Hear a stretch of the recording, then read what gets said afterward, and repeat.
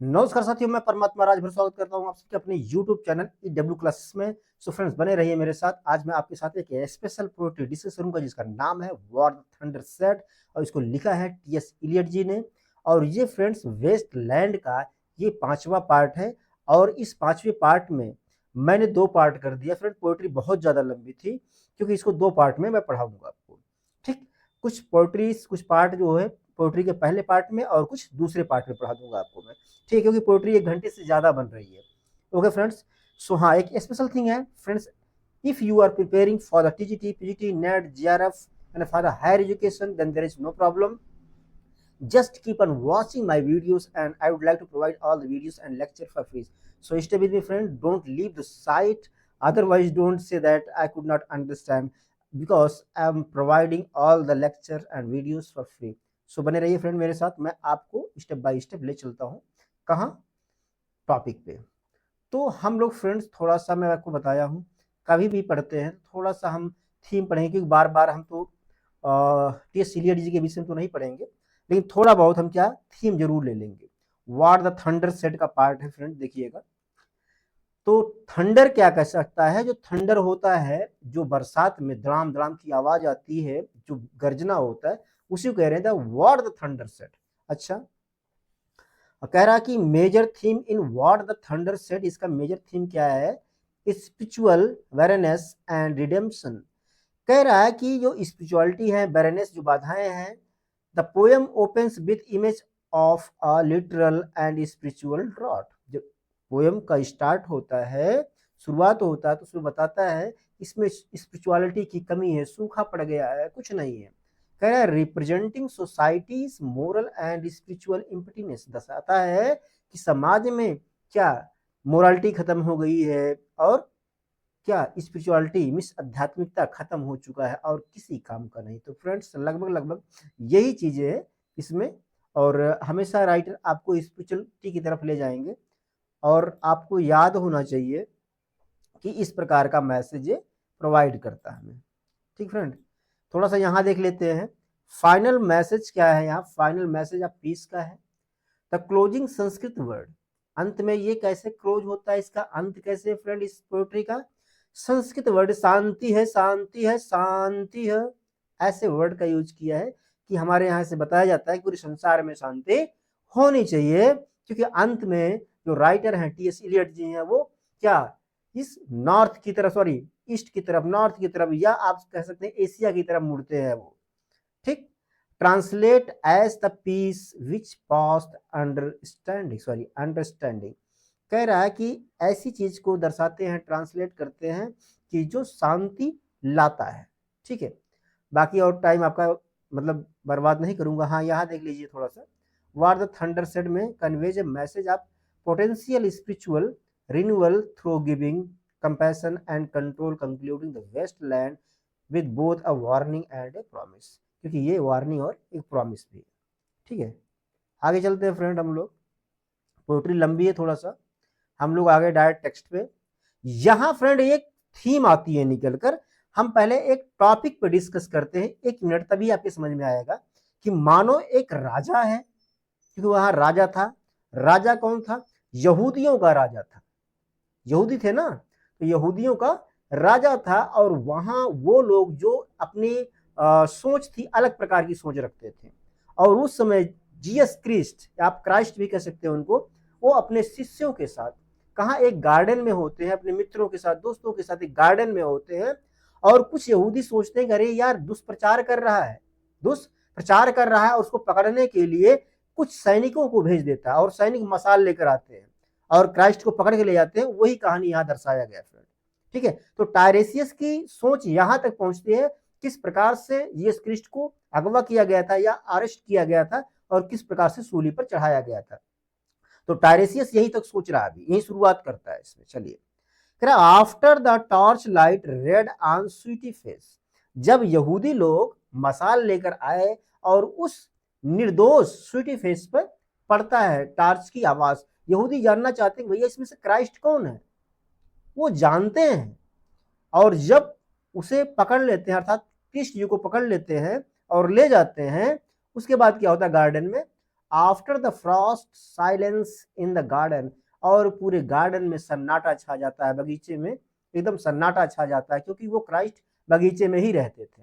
अच्छा जी, याद आ गया होगा आपको।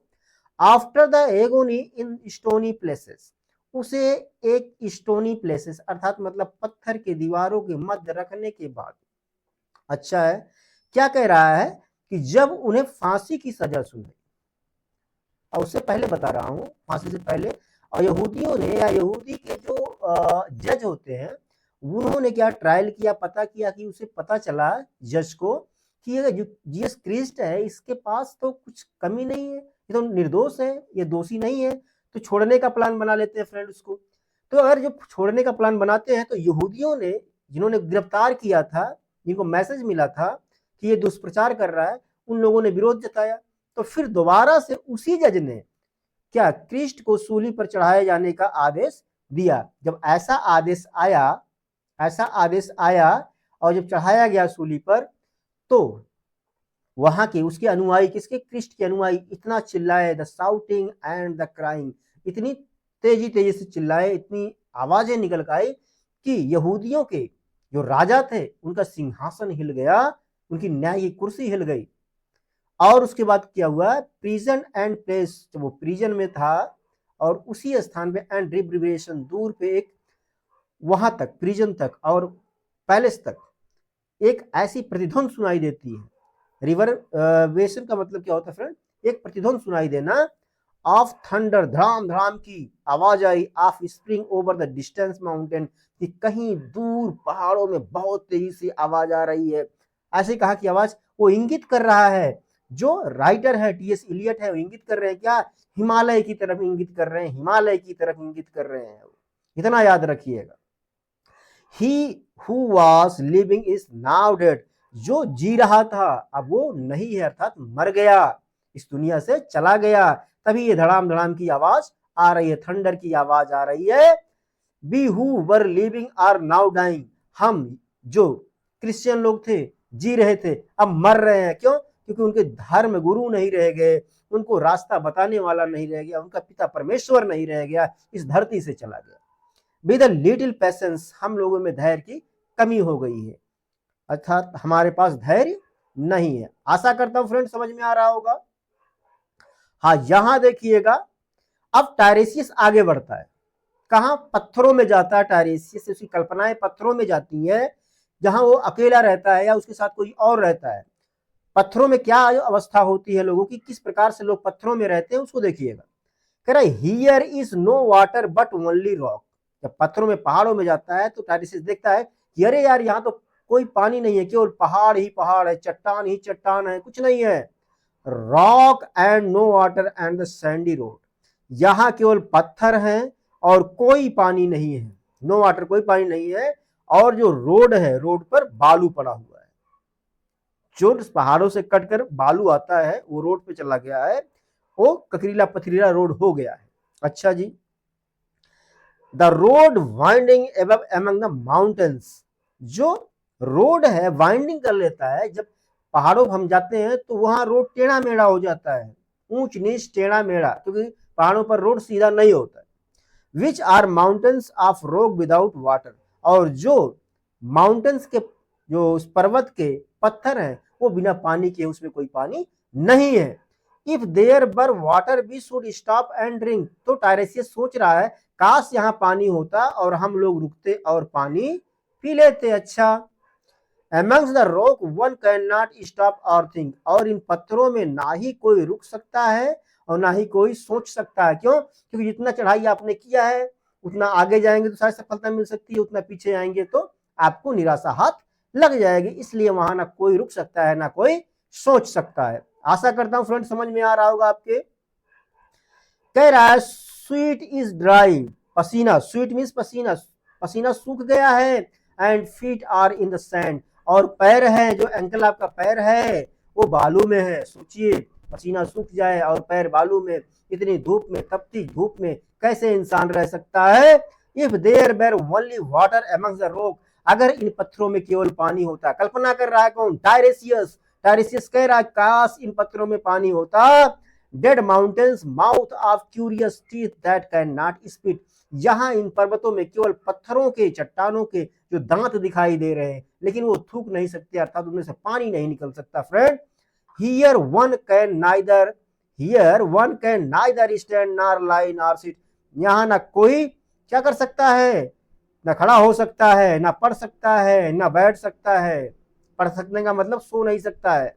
ठीक है फ्रेंड्स, याद रखिएगा। आशा करता हूं समझ में आ रहा होगा। हाँ, अगले तरफ चलते हैं हम, अगले स्टेंज पार्ट की तरफ। अब देखते हैं, there is not even silence in the mountain. और पर्वतों में शांति भी नहीं है। आप कहीं पर्वतों में जाएंगे तो वहां झाए झाए की आवाज आएगी, सोए सोए की आवाज आएगी। अगर कोई आवाज कर रहा है दूर पे तो आवाज दूर दूर तक गूंजती है फ्रेंड, पत्थरों में अगर आप जाएंगे पर्वतों में। बट ड्राई क्या है, स्टिल थंडर विदाउट रेन। केवल सूखा गर्जना हो रहा, बिना बारिश के यहाँ गर्जना की आवाज आ रही है। क्यों? क्योंकि पत्थर है, रॉक है, वहां धड़ाम धड़ाम की आवाजें रात में या दिन में सुनाई पड़ती हैं। There is not even solitude in the mountains. और इस माउंटेन में, इस पर्वत में अकेलापन भी नहीं है। याद रखिएगा friend, there is not even solitude in this mountain. और इन पर्वतों में अकेलापन भी नहीं है, इतना याद रखिएगा। बट रीड शोलन फेसेस नीर एंड स्नार। लेकिन यहां से जो पत्थरों के नुकीले दांत निकले हैं वो हम पर हंस रहे हैं, हमारा मजा ले रहे हैं। क्यों? क्योंकि हम पहाड़ों में, पर्वतों में फंस चुके हैं और यहां से निकलना मुश्किल ही नहीं, नामुमकिन दिख रहा है। From door of the mud crack house. और कल्पना करता टायरेसियस कहता है कि जो मड क्रेक हाउस है, मतलब गीली मिट्टी से बनाया गया घर है और उसमें दीवार में दरारें आ गई है। इफ देयर बेर वाटर, काश वहां पानी होता। एंड नो रॉक, और कोई पत्थर ना होता। इफ देयर बेर रॉक, अगर पत्थर भी होते तो। एंड आल्सो वाटर, पत्थर के साथ पानी भी होता। एंड वाटर स्प्रिंग, पानी और बसंत ऋतु ये दोनों होती। कौन? टायरेसियस कल्पना कर रहा है। आशा करता हूं समझ में आ रहा होगा फ्रेंड। हाँ, चलिए आगे चलते हैं। आगे क्या कह रहे हैं ये, ए पूल एमंग द रॉक। काश इन पत्थरों में एक पूल होता। पूल का मतलब जहां आप रुक के हाथ मुंह धो के पानी पी सकते थे। If there were the sound of water, काश वहां केवल पानी के आवाज भी आ जाते, पानी के टिप टिप के आवाज। जैसे सिकाडा एक प्रकार का कीड़ा है करता है, नार द सिकाडा। तो सिकाडा क्या है? एक प्रकार का कीड़ा है जो डिप टप ट्रिप है ना, इस प्रकार के पानी के बूंदों का आवाज निकालता है। एंड ड्राई ग्रास सिंगिंग, और वहां सूखी घासें आपस में क्या कर रही हैं? गा रही हैं, गाना गा रही हैं। अब घास तो गाना गाती नहीं फ्रेंड, जब हवा चलती है तो उसमें सरसराहट की आवाज आती है। तो इस प्रकार से क्या कह रहा है, ये ट्रांसफर्ड इपिथेट का यूज किया गया फ्रेंड, यहाँ याद रखिएगा। ये ट्रांसफर्ड इपिथेट है क्योंकि अब ड्राई ग्रास को एकदम जीवित करके बता दिया है। But sound of the water over a rock, लेकिन पत्थरों के ऊपर पानी की आवाज कहां से आ रही है? यही भैया सिकाडा कीड़ा वही निकालता है। अच्छा जी, where the hermit thrush sing in the pine trees, जहां हर्मिट पाइन ट्रीज के नीचे क्या करते हैं? कुछ गाना गाते हैं, भजन गाते हैं। गाना का मतलब फिल्मी मत समझिएगा यार, ये भजन गाते हैं। और वहां भी आवाज आती है सिकाडा कीड़े की। कैसे आवाज आती है? Drip drop drip drop drop drop drop, इस प्रकार की पानी की आवाज आती है। But there is no water, लेकिन कोई पानी नहीं है। Who is the third? अब अगला क्या सोच रहा है टायरेसियस? सोच रहा है, क्या सोच रहा है, उसकी कल्पनाएं क्या है? Who is the third who walks always beside you. अरे यार, तीसरा पर्सन कौन है जो तुम्हारे बगल में हमेशा घूम रहा है? कौन टहल रहा है तुम्हारे बगल में? एक तुम हो, एक मैं हूं, तो तीसरा कौन है? तीसरा का मतलब उसका परछाई हो सकता है। ये आध्यात्मिक की बात है, सोचने वाली बात है। क्या कहना चाहते हैं? When I count there are only you and I together, जब मैंने गिना था केवल तुम और हम थे साथ में। टायरेसियस सोच रहा है उस अपने यात्रा में। But when I look ahead of the white road, जब मैं आगे सफेद रोड पे देख रहा हूं तो यहाँ कौन है? तीन लोग आ गए भैया। कैसे आ गए? अच्छा जी, यहां तक समझ में आया होगा फ्रेंड। आगे चलते हैं हम लोग। हाँ, कह रहे हैं there is always another one walking beside you. हाँ, कोई और है जो तुम्हारे बगल में टहल रहा है भैया। याद रखिए, कोई और ऐसा व्यक्ति है जो तुम्हारे बगल में टहल रहा है। क्या gliding wrapped in brown mantle hooded, I don't know, क्या gliding wrapped in brown mantle hooded, कि ये ब्राउन कलर का है। I don't know whether a man or woman, मुझे नहीं पता यार कि कौन है, स्त्री है या पुरुष है, मुझे क्या पता ये कौन है। But who is that on the other side of you, लेकिन तुम्हारे बगल में कौन है जो टहल रहा है, उसे पता लगाओ। What is that sound high in the air, उस हवा में क्या जो इतनी तेजी से आवाज कर रही है, या उस हवा में आवाज कहां से आ रही है, या कैसी आवाज हवा में आ रही है, हवा से कैसी आवाज आ रही है। आप सेंटेंस को ऐसे सेट कर सकते हैं। कह मरमर ऑफ मैटरनल लेमेंटेशन, कहीं दूर पर लेमेंटेशन, रोने की आवाज आ रही, एक इसे एक माता अपने बच्चे के लिए रो रही है फ्रेंड्स, ऐसा कुछ है। तो यहां देखिएगा, यहां कह रहे हैं क्या, who are the, sorry sorry sorry sorry, यहां से मैं थोड़ा सा आपको पीछे ले जाता हूं, मेरा कर्सर कलेक्ट नहीं हुआ। हाँ, यहां याद रखिएगा फ्रेंड, थोड़ी सी प्रॉब्लम हो गई थी, कर्सर सेलेक्ट नहीं हुआ। कह रहा who are those hooded hordes swarming, अरे ये कौन से, क्या हुडेड जंगल में रहने या जंगली प्रकार की भीड़ है जो आपस में घूम रही है गोल गोल, ओवर इंडलेस प्लेन, इस अनंत समतल मैदान पर, स्टम्बलिंग इन क्रेक्ड अर्थ, और हिल रही है इस फटी हुई धरती के रास्ते पर चल रहे हैं, क्योंकि जब चल रहे थे तो धरती पर दरारें आ गई थी, पानी वर्षा नहीं था, सूखा पड़ गया था, अर्थात ये स्पिरिचुअलिटी की तरफ ले चल रहे हैं फ्रेंड। ये बताना चाहते हैं इस प्रकार से मानव का भी दिल और मस्तिष्क सूख चुका है, उनके अंदर स्पिरिचुअलिटी की कमी हो गई है, वो केवल ड्राई है, only they are busy in earning and spending, not more than that. Okay, चलिएगा। कह रहा है ringed by the flat horizon only, क्योंकि ये अर्थ है, जो पृथ्वी है, ये क्या है, कैसी है, एक रिंग तो है, गोल टाइप की है, लेकिन उसके मध्य में एक हॉरिजन, सीधी चलने वाली एक स्थान है, जहां इसका कोई अंत ही नहीं है, फ्लैट है, चपटी है। ठीक, what is the city over the mountains, पहाड़ों पर कौन सा शहर है, उनके दिमाग में आ रहा है, अरे भैया ये पहाड़ों पर कौन सा शहर दिख रहा है, टायरेसियस को पहाड़ों पर शहर दिखने लगा, अच्छा जी। Cracks and reforms and burst in the violet air, cracks जो फट रहा है, तोड़ रहा, फाड़ रहा, एंड रिफॉर्म्स बन रहा है, एंड ब्रस्ट, ब्रस्ट का मतलब फूट जाना, इन द वायलेट एयर, ये कौन सी आवाज जिसमें क्रैक दरारें पड़ रही हैं और फूट रहा है, और इस वायलेट एयर में सारा काम हो रहा है। अच्छा, कह रहा फॉलिंग टावर्स, अब फॉलिंग टावर्स का मतलब क्या हो गया, कि टायरेसियस को लग रहा है कि बड़े बड़े बिल्डिंग, बड़े बड़े टावर्स गिर रहे हैं, falling towers, Jerusalem, Athens, Alexandria, Vienna, London, unreal city, ये जितने भी शहर हैं ये रियल सिटी नहीं अनरियल सिटी बन गए हैं, क्योंकि टायरेसियस सोच रहा है, उसके दिमाग में चल रहा है, क्यों ये सारे सिटी ऊपर से गिर रहे हैं और बर्बाद हो रहे हैं। आशा करता हूं फ्रेंड समझ में आया होगा।